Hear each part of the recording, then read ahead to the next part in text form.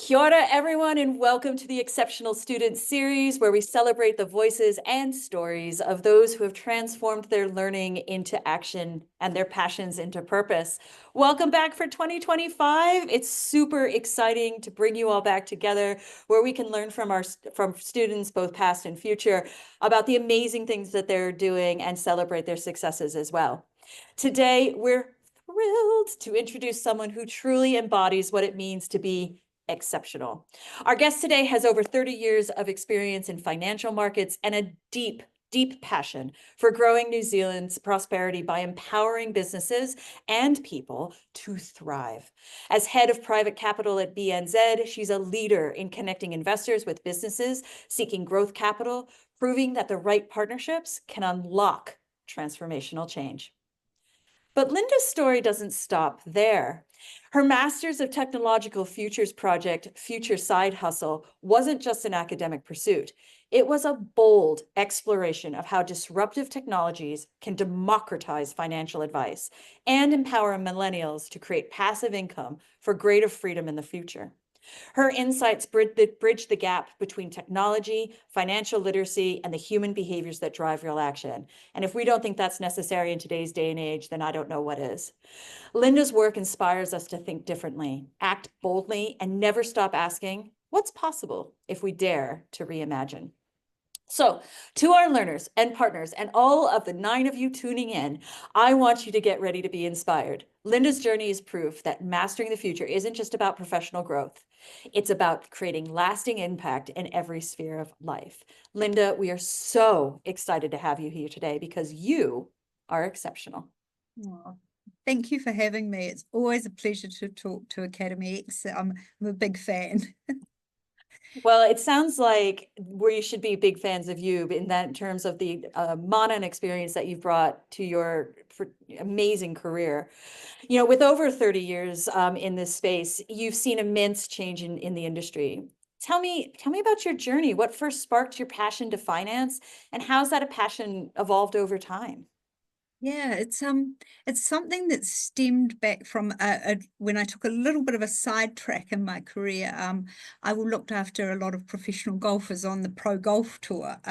Used to travel around Asia and Australia and New Zealand, and one of the things that used to really get me was that they were earning a lot of money, but there was no support for financial advice. There were lots of people to teach them how to spend it, but there actually wasn't anybody thinking about the long-term health. And so you'd look at these incredible people doing incredible things, but you have to think about that future you. And yeah, we saw, and golf's very much a head game. So kind of like they would if you start to get under financial pressure, then your game goes too. So it was, yeah, it was an interesting, that sparked my interest in personal financial planning. And that's really where was the start of the journey along private banking and then eventually led me to my master's.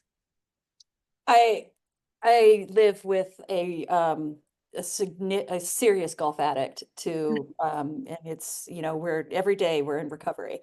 And and it's kind of it's such a it is it's almost like becoming famous, right? Like you're kind of nothing for so long and then you hit and it's like, and I can only imagine what it's like dealing with financial pressures impacting that sort of experience. Have you worked with anyone that we might recognize? Yes, but that was a long time ago. They probably actually, you probably wouldn't recognize them now because it was a while ago. But that was what led me to thinking about. And then also, later in life, you look at, Jonah Lomo dying with, I mean, he was absolutely incredible. And then when he passed away, there was no financial security for his family. And so it's that sort of thing that inspired me to get involved into the area of financial literacy and financial advice. Yeah. So your Masters of Technological Futures project, Future Side Hustle, explored how emerging disruptive technology can make financial advice more accessible. And this was sparked with that interest, right? Exactly. And I mean, it gives us the ability to actually help harness this sort of world, which can be a bit frightening if you haven't grown up in the financial planning world. And now we're starting to see, you know, there's some ladies called The Curve that are doing some wonderful job with raising the financial literacy in New Zealand, well, in fact, globally. Yeah, they're doing an amazing job. But it's getting that message out, because there are so many apps and you know, ways to make you spend money, but there's not very many to help coach you. And that's kind of where I went with my project, was around helping, using that technology to create some tools to really help give that advice to the individual on how they're tracking against their goals, and what little tiny changes can actually have a big magnified long-term impact on your financial position. What would be some of the biggest insights from that research? And Yeah. So my research was quite focused on that millennial population, because it's one of the ones that I think has got the hardest run going into this, because they've had, you know, we've had the GFC and we've had COVID all during their career. So it's kind of a really tough place for them. And also that barrier to getting their foot on the property ladder is so much harder. So my work was focused around how can we help them with their short, medium, and long-term goals using tools. And so I created an app that sort of was, when we get to the stage that we can actually go, you know, go live with it, it would be a really useful tool to say, so you can actually go, oh, actually I'm on track this month, but also for my medium term, but also my really long term, like when I hit retirement, because you actually need quite a substantial amount of money to have the retirement that you'd like to have. what would be, I mean, there's so much in there. If we take it kind of, if we break it down, Yeah. at the sort of starting area, what was getting started? What was some of the big insights that you were looking from moving from spending to savings, for example? How did Yeah. that shape, what was that insight in terms of shaping the future of personal finance? Look, I think I had my aha moment when I was doing my master's, because when I was talking to you, I think the Academy X is fantastic at putting these great advisors around. And I was talking to one of the advisors and I said, just tell me about how you spend. And he was talking about every morning I stop and I get a breakfast burrito. And so what we did is we took that breakfast burrito and we extrapolated that out to retirement. And just by stopping that one tiny action, how much that $7.50 actually looked at retirement for him. And from memory, and gosh, we're talking back in 2020, I finished, but I think it was something like, it was going to be 160 odd thousand that he had at retirement.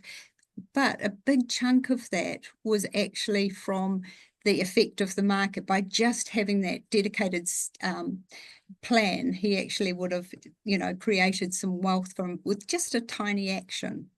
Of reinvesting his breakfast burrito into a savings. Yeah, so we try and do it at work. Like if we have a work coffee, we'll transfer the money we save by using the work facilities into our KiwiSaver, because it will, long term, it will work. Oh, that's clever. Mm. So getting into a pattern of savings, Yeah. the second stage in that sort of middle ground area, because you're right, like millennials are now, bless their cotton socks, coming through, out of COVID, and now we're hitting this crazy recession as well. What does this sort of middle arc look like in terms of financial support or health? Yeah, so that sort of leans into that sort of middle places around that saving for your first home and things like that. And you can do that through your KiwiSaver, but the actual getting a deposit together it takes a lot of discipline and focus. So that middle ground is around your sort of, if you are going down that house ownership way, and different thinking about it different ways. And that was something that came out of my research, was people actually, like, friends are getting together, and it's not the traditional husband and wife, but like you may have a really good friend that you go, okay, so let's do this together. I found that really interesting and a good way of getting to those goals. And we're seeing banks, change their sort of lending criteria to encourage that sort of behavior, don't we? Yeah, that's happening. Not that I'm involved in that part of the world anymore. So one of the things that came out of doing my master's was I was really focused in that ultra high net worth family office kind of space. And I actually got to a place whereby I was so specialized. Doing the master's made me think about much broader and about having a much bigger effect. And so when I came back to work after doing my master's, I came back and I actually went into the business side of banking, and that's phenomenal. You get to see all this founder energy, and it's the excitement of what they're doing, and they're the real risk takers. They are putting everything on the line, but God, they've got some passion about their work.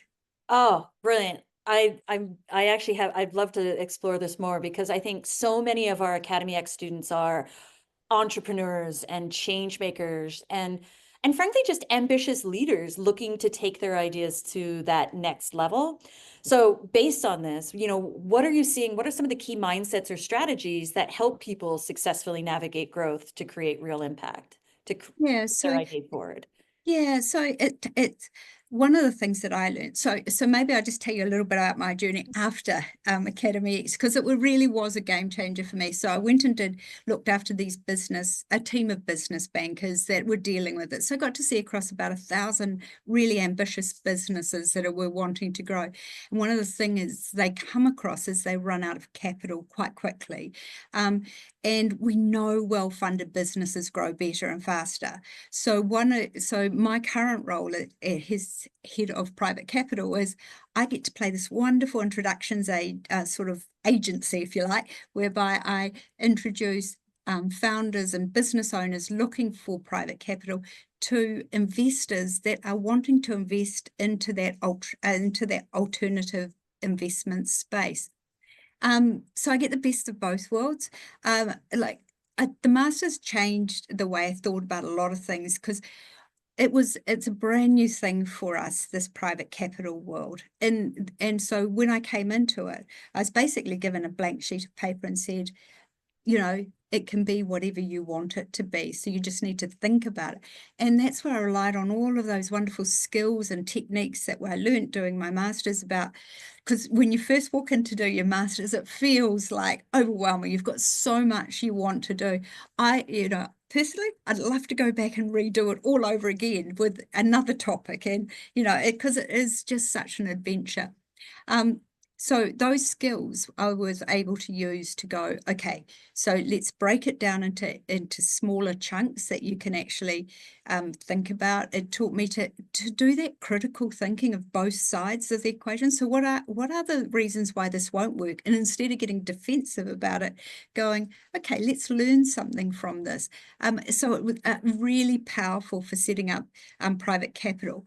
And so yeah, that's kind of how those skills played into what I learned there into what I do now. I'd love to explore a little bit more about how this was a game changer because I'm really interested in process. And I think people are as well going, how from the work, how did that work at Academy X? What was so game changing? And how did you bring that in that someone said, hey, you're right, here's a blank piece of paper and make this go? Like, Yeah, walk us a little more through that.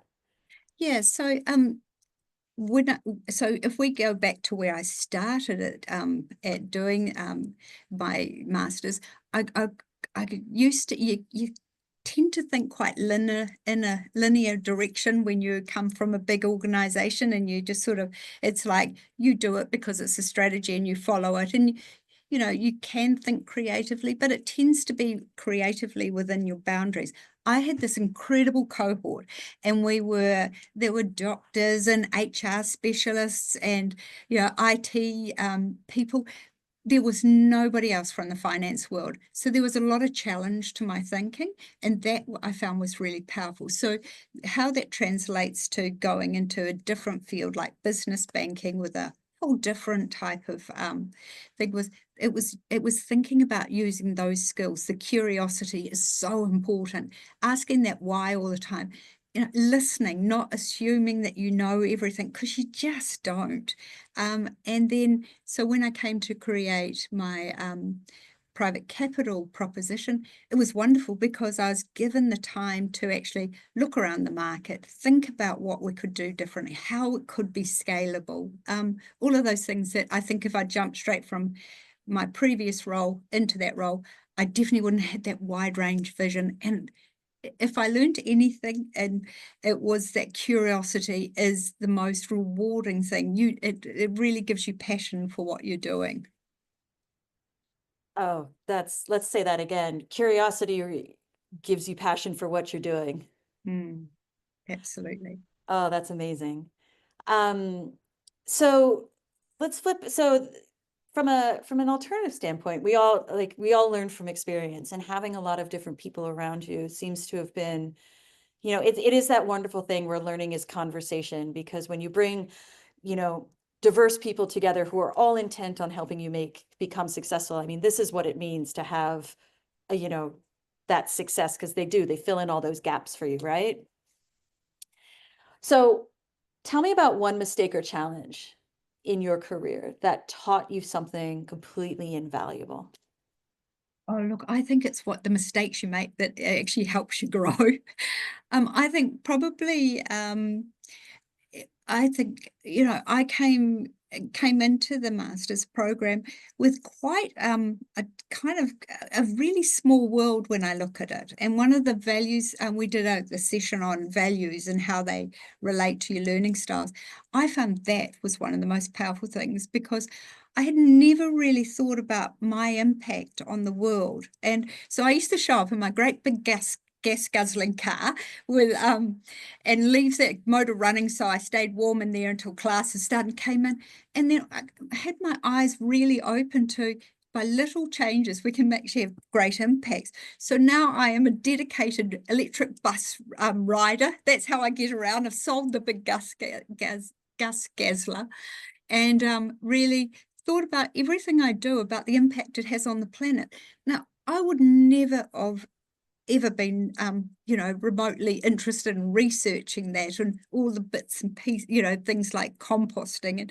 And it really opened my eyes to a whole lot of different things about that how your impact in the planet.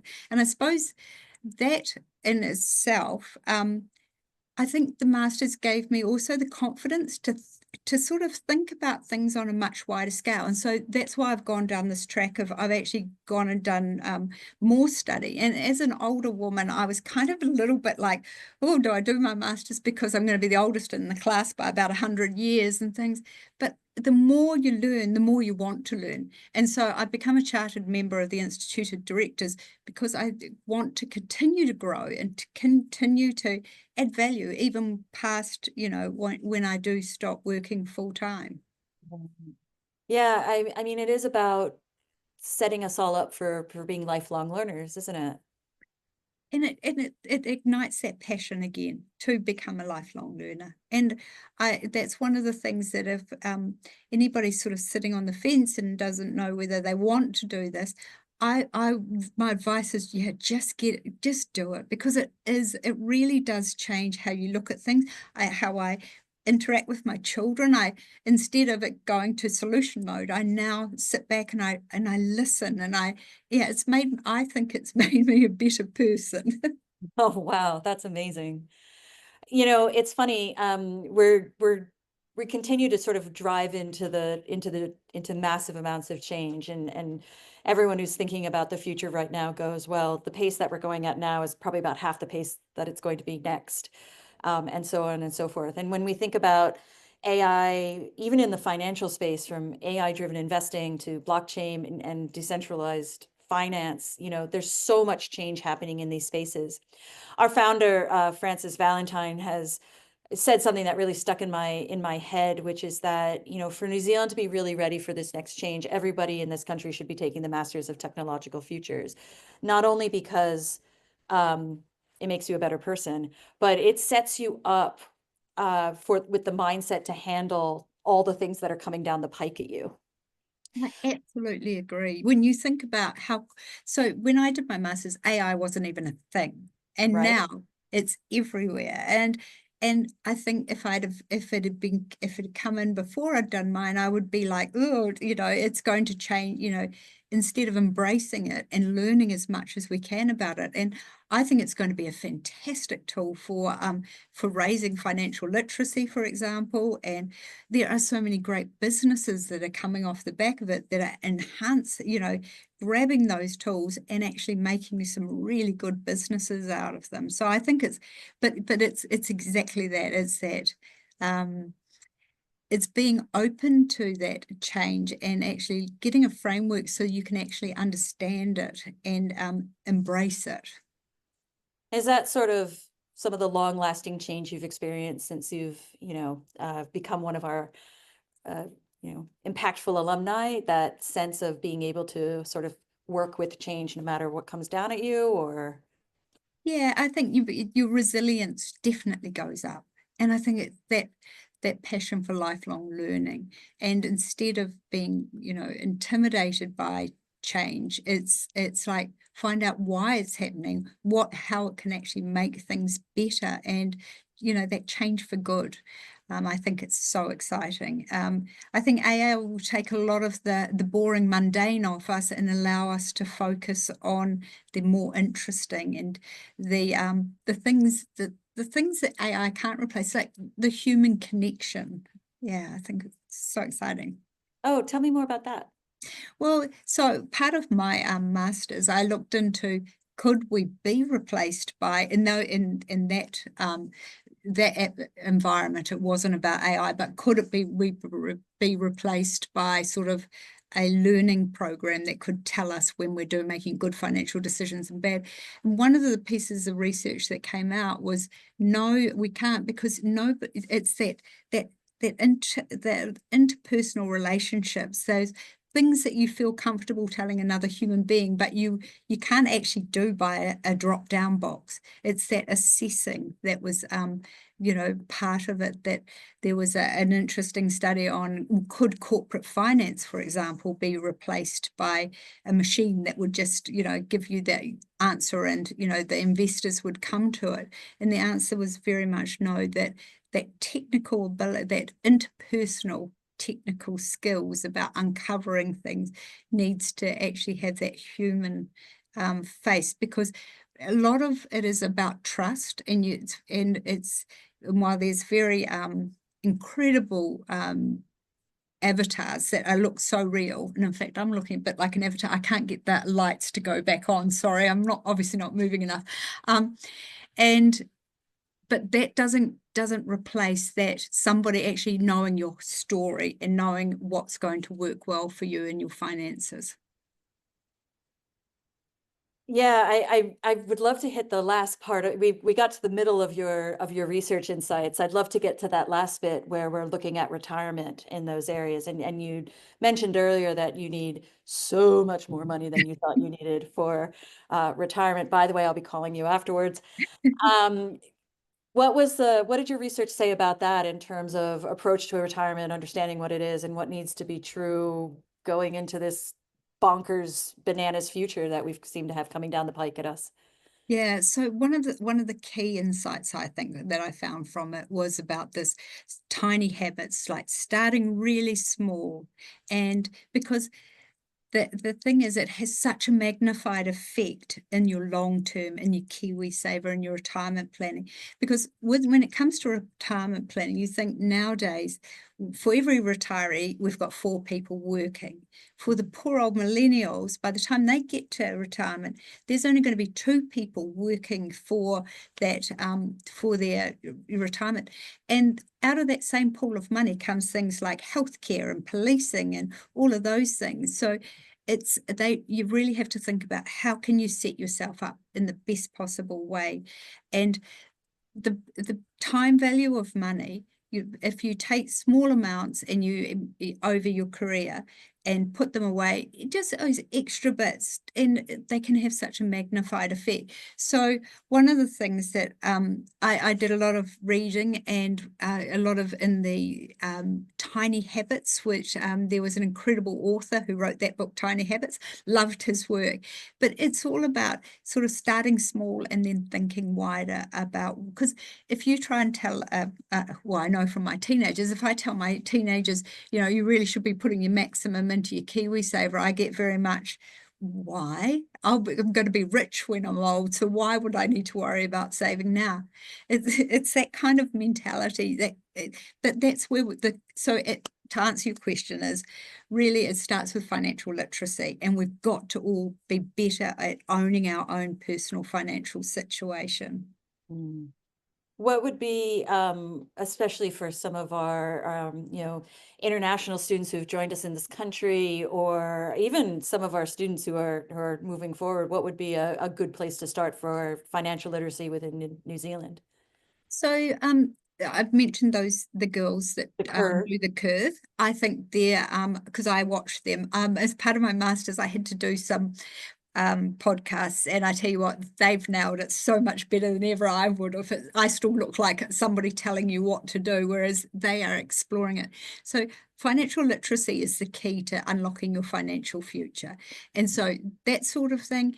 Sorted is a government website, so they're not trying to sell you anything. They've got some really good tools in there about personal financial planning.